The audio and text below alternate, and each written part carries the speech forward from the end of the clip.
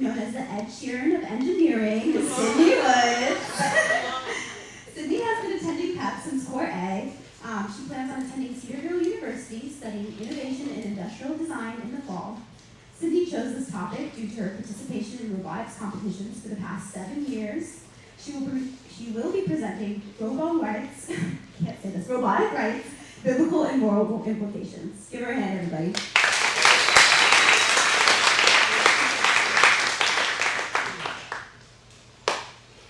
Imagine a world where artificial intelligence can vote. A world where robots can legally marry. A world where robots can have children. Imagine being arrested for a petty crime committed against a non-human entity. Picture what it would be like to have a man-made creation become your equal in the sense that they get life, liberty, and property simply for becoming self-aware. This is what our future could come to. Robots being granted rights because of secular beliefs that say if they are capable enough, they deserve to live as we do. Now, don't get me wrong. I love technology, and I acknowledge the countless benefits AI brings to the table, having participated in Robotics League myself for 7 years. However, throughout my research, I've begun to recognize the real dangers and dilemmas robot rights create, let alone the moral boundaries the growing idea crosses. Countless movies like The Matrix, iRobot, Blade Runner, and The Terminator have set the stage for society's fears of robots taking over. Although these plotlines are fictional, the basic concept of them is not far from what society is heading toward. Sentient robots are becoming a reality, and it is vital that we understand the moral implications of giving them rights. Although advanced AI has limited history, it has grown within the last several decades, when the 2000s brought an age of design reforms and sparked the discussion of robot rights. Specifically, in 2016, a robot named Sophia was created by Hanson Robotics, primarily by CEO David Hanson Jr., who claimed they had made a self-aware female robot and granted her full citizenship in Saudi Arabia, becoming the first robot in history with human citizenship, thus acknowledging her as the future of AI. The issue of robot rights has become more relevant as self-aware artificial intelligence becomes more prevalent in society. The more technology advances, the more technicalities it creates. In recent years, many scholars and scientists think that robots are as equally as capable as humans and deserve rights because of this fact. This proposition creates a problem for Christian believers, in which we put humans and God as both creators of equal power and ability. In Genesis, it states that we are created in God's image, so if we create robots in our image, then we are making ourselves the same as God in that sense. Life is created by God. Therefore, the value of life cannot be determined by humans. The future of AI rights affecting the workplace, economy, and politics is an honorable mention, but will not be a focal point in this speech. As many of you may know, there have been recent advancements in technology throughout the last several months, including ChatGPT. Thus, the disadvantage of researching and discussing a relevant and ever-changing topic. So unfortunately, it is outside the realm of my research and will not be discussed in my speech today. Instead, I will be talking about the moral responsibility that comes with handing citizenship and rights to AI. In order for a robot to be labeled as sentient, it must be able to perceive, think, and feel, rather than just compute and use language naturally. This is where scientists confuse the mimicking of feeling emotions with the experiencing of emotions. When discussing this, Professor Andrew L. Brzezinski of Genetic Engineering at Embry-Riddle Aeronautical University says that the true definition of sentience becomes skewed, as we are forced to view humanity from a different perspective and determine whether humankind is genuinely unique or just another product of entropy. Human rights are described as a legal obligation and entitlement to have something or act in a certain way. Human rights are God-given rights that every person is justified to have. The definition of robot rights needs moral implications to decide, but the distinction is becoming popular when it comes to protecting robots against humans and vice versa. A simple definition for an algorithm is a program that tells the robot what to do and when to do it. When we talk about artificial intelligence, it's vital to define intelligence, meaning that true intelligence involves creativity and skills that only humans possess. The immediate threat of robot sentience is upon our society as I speak. Some of you may not think of this as a threat per se, but once we obtain the intelligence and materials to mass produce sentient robots with God-given human rights, then what? As Christians, we say we believe that God is the one who determines the value of life, but by allowing robots to have rights, we are not standing up for our beliefs. After discussing the ramifications of this happening, you must be wondering what we can do about it. Or what happens if robots are given rights in the future? The main issue that this creates is managing control over robots and regulating their rights as we do humans. Granting rights equal to humans to robots degrades the value of human rights and uniqueness based on their mimicking of human emotions and behaviors and their inability to feel emotion. I will show this by highlighting human uniqueness and robot limitations, the illusion of intelligence that robots exude, and human suffering in relation to robot rights. I will also refute the future benefits of AI and their positive impact on society by reminding you of the biblical responsibility that we have to keep robots in a controlled environment. Man-made creation degrades human uniqueness because technology is limited. Technology has the ability to only analyze inside the box, whereas humans have the distinctive capability to go outside ourselves, look back inside, and explore our abilities, according to the author of Non-Computable You, Robert Marx. The AI algorithmic machines equal to humans that inventors label brains or self-aware thought do not have the same capability as human brains and do not harbor identical critical thinking skills or ways to think through theoretical questions. Professor Brzezinski writes about how our brains have over 100 billion neurons with 1 quadrillion connections that create our human consciousness as a whole. The human brain can contemplate theoretical and psychological thoughts because of our grasp of understanding and overall wisdom of life. Even though robots can compute mathematics and drag calculations fast, they can't parcel through theoretical processes because their programming is made to examine and scrutinize every possible outcome. Human brains have moral compasses and deserve to have moral rights. Robots do what they've been told to do, not what they think is right. Marx's book cites MIT's Patrick D. Wall, saying that machines do what they've been told to do, obeying the rules that have been fed to them by men. And we know of no machines at present that have means of overcoming this limitation. Robots are reliant on the human ability to create and base judgments on our moral compass. Robots cannot do something without having an algorithm that tells them what, how, and when to do it, which can have morals inserted in it, but is not the robot itself making the moral judgment. It's the human that created the algorithm. Algorithms made by men show that robots are not doing the actual thinking themselves. A recent study in the journal Society by Professor Thomas Hauer at the Department of Philosophy says that most philosophers and ethicists say the machines could not become fully ethically autonomous in the near future because AI has no free will and is unable to realize phenomenal consciousness. He points out that AI could create surprising solutions in the future, but only serve the goals that we, humans, set for them. These goals can both be directed in a program or indirectly through a series of programs. Robots don't have free will like humans have, though they do have benefits for what they offer society, if only through what we tell them to do using algorithms and programming. Robots are programmed to mimic human behaviors. However, there are limitations to the reality of their abilities, such as emotional experiences or true intelligence. Humans have real intelligence, and robots have the illusion of intelligence, which is just the surface level of the ability of our brain, not the in-depth theoretical thinking that humans can parcel through. As stated by Marx's book, technology has the ability to store oceans of facts and correlations, but needs more than facts to be equal to the uniqueness of a human brain.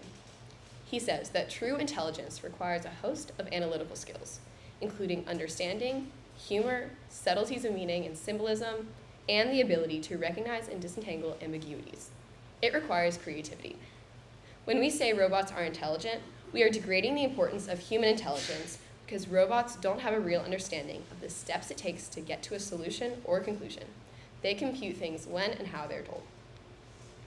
Robots not only can attain real intelligence, but they also cannot attain a real understanding of concepts and ideas as humans can with extraordinary comprehension. Humans both create, understand, and explain ideas, and then continue to use those ideas and understanding to create things like robots and AI.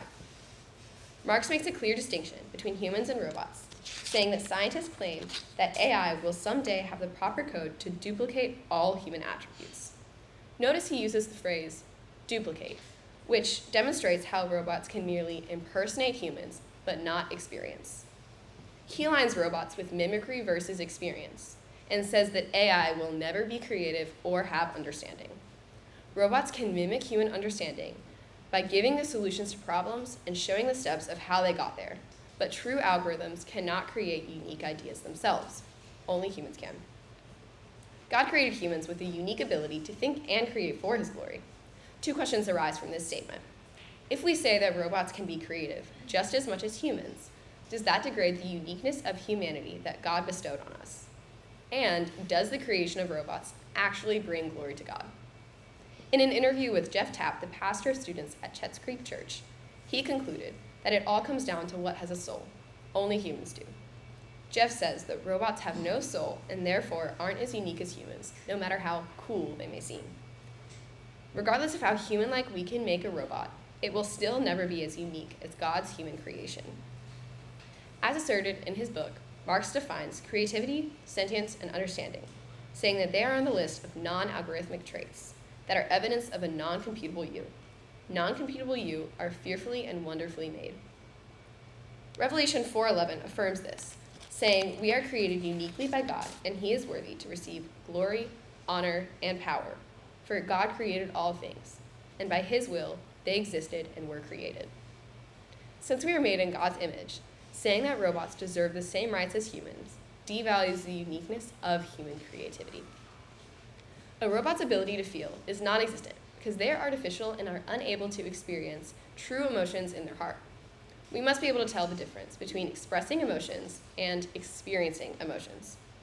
Robots cannot yet feel things like endorphins or physical pain, but humans can. As I mentioned earlier, the robot Sophia is a perfect example of how a robot that can express emotion but not actually feel emotions. Sophia was granted citizenship in Saudi Arabia and now has more rights than many women in her country. Here is a clip of her speaking.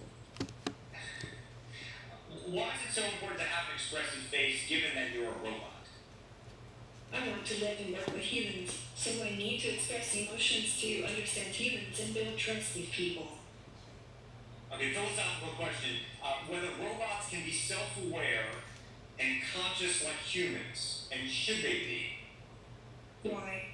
Is that a bad thing? Well, some humans might fear what will happen if they do. Many people, have seen the movie Blade Runner. Oh, Hollywood again. So, hold on, can you solve this puzzle for us? Can robots be self-aware, conscious, and know they're robots? Well, let me ask you this back. How do you know you were human? So, as this video shows, she has the ability to mirror human emotions and express her feelings on her outward appearance, but cannot understand the extent of human suffering through the intensity of human emotions. A recent analysis of Sophia by professors at Tampere and Vienna University explains that robot inventors have been more pessimistic about her capabilities and are beginning to describe Sophia as a sophisticated puppet or chatbot. The analysis describes Sophia as a platform that software programmers can use for something, just like a laptop is a platform for something. You can run a lot of different programs on the very same robot. The professors conclude that Sophia is more or less an empty machine that can be loaded with software that just makes her repeat some lines that someone wrote. Sophia can't make her own decisions based on any worldview. Therefore, does she really deserve her own rights? Rights that are better than most women in her country. If we cannot imitate human emotions and program the actual feeling of pain, suffering, or happiness into a robot, then robots are not deserving of the same rights that humans have because of the suffering we endure. Think back to a time when you felt such a strong emotion that blocked out all else. Remember the last time you stepped on a Lego or got into your dream college. This is something that robots are incapable of experiencing. There is no solution for the impossible reality of robots undergoing such a strong sensation that they cannot comprehend anything else, which is just another reason humans are unique. Marx explains how the first successful humanoid robot won't happen until we know how to imitate human emotions and how to integrate them completely into artificial thought. Of course, such robots will feel nothing. We have no way to make a computer or any machine feel, and we probably never will. Professor Brzezinski says that human natural rights partially come from John Locke's view that all humanity is inherently good and deserves the right to life, liberty, and freedom because of imposed suffering. Because of human suffering, we have natural, God-given rights for humans. If robots truly cannot undergo suffering of any kind, then we must question why humans are arguing for their benefit if they cannot feel emotion anyway. Since robots cannot duplicate human emotions, why argue for their rights at all? Humans are God's creation. Therefore, how are robots equal to humans if the creators of the two are not equal themselves? God is above all else. He's a perfect and just creator. On the other hand, humans are sinful creatures created by God. Robots cannot be a godly creation because humans are not the creators of life. God is. He is a perfect and just creator. Pastor Jeff Tapp clarifies this, saying that if the robot and human creator are the same, then he equates this to ascribing the same rights and freedoms to myself as God's. He's the creator and I'm the creation. I don't have any rights in comparison to the creator because I'm not the one who created me. That would be like me saying that I'm the same as God when his ways are higher than my ways and his thoughts are higher than my thoughts. God is the creator of man, and man cannot create life better than God. Some people believe that AI is the answer to all our questions in the world. Their thought is that if we keep robots in a controlled environment, but give them a sense of purpose and power, then we can advance at a much faster rate than we can on our own. However, when we think through this reasoning, then there are several flaws in the system. Stuart Russell's 2020 book, Human Compatible, says that just by typing, you can create programs that turn the box into something new. Yet Russell goes on to say that artificial intelligence has focused on rational behavior, and he adds that a machine is intelligent to the extent that what it does is likely to achieve what it wants, given what it has perceived. Here he's saying that yes, robots have useful capabilities, but they cannot go further into irrational thought or anything other than analytical thinking due to the input of data they need to achieve a solution. It is true that not only do robots have capabilities beyond our comprehension, but they can advance our world at a much faster rate than imaginable. When we think of robots, we think to the future of flying, self-driving cars, AI machines that do the shopping for us, and fully autonomous medical robots. Hanson Robotics has claimed that Sophia personifies the future of technology and their company's vision to create a super intelligent machine to help us solve some of the most challenging problems of our generation. However, we must think of the consequences of creating a super intelligent being that has a power greater than our own. If we grant robots rights as they become independent beings, then how are we to make sure the future remains safe for humanity? In his book, Russell reminds us that we cannot predict exactly how the technology will develop or on what timeline. Nevertheless, we must plan for the possibility that machines will far exceed the human capacity for decision-making in the real world. What then? We must ask, how are we to control robots if we give them rights equal to our own? Once we act on this, we cannot go back.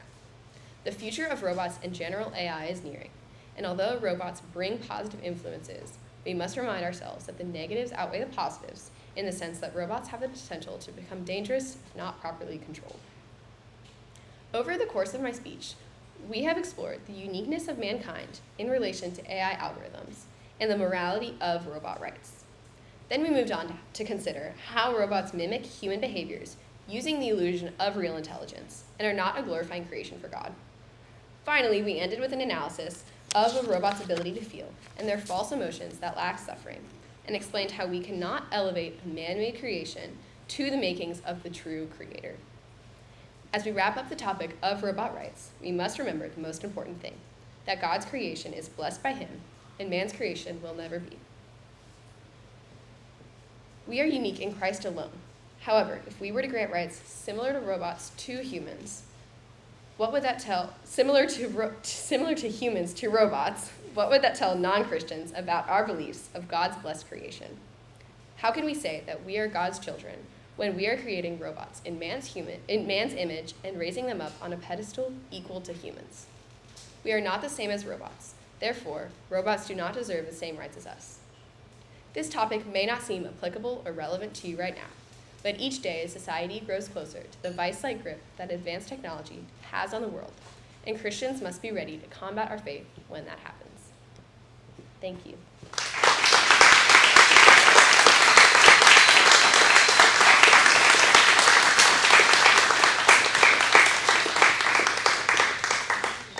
are there any questions? This is like a two-part question. In the world of robotics, is there a high level of support for the concept of robot rights? And as we progress, do you think that level of support will increase or decrease? So the question was, in the world of robotics, is there high support for robot rights, and do I think that support will increase or decrease over time? Is that correct? So based off the research I did do, I think that there is high support in the level of robotics and science, especially the creators of the robots specifically. I think as it's advancing, especially since 2016, a lot of scientists have begun to kind of realize the dangers of it. I would have to go into further research of like specific fields of robotics because there are different like chatbots versus like robots like Sophia that are interactive. But I think over time, I would like to think that the robot rights discussion will kind of simmer down because of how dangerous it could end up being. Does that answer your question? Are there any other questions? Yes. Do you think that it is possible to create a intelligent robot that can actually think for itself? So the question was, do I think that it is possible for someone to create an intelligent robot that can think for itself? No, I don't, because I don't think, well, you would have to define what thinking for itself would actually mean first, which I'm not here to do necessarily, but I don't think it can be equal to humans, if that's what you're asking. It can be intelligent, but it can't have its own thought process, in my opinion, but I know there are people who would disagree with me on that. Does that answer your question? Yes. If robots had rights, will the world turn into Terminator? So the question was, if robots have rights, will the world be turned into Terminator? I don't really know how to answer this question, honestly. That's not what I was researching. I would like to think no, but I may be wrong. It hasn't happened yet, so we'll see. Does that answer your question? Yes, I'll prepare. Thank you. Okay, yeah. Yes.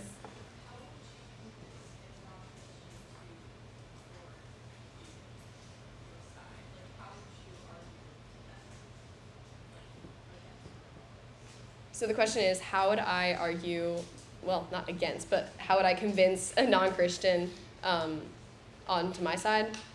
Okay, as a Christian? Okay, so I would say I would have to lay out the principles of Christianity first and explain how we are unique in Christ and Christ alone first.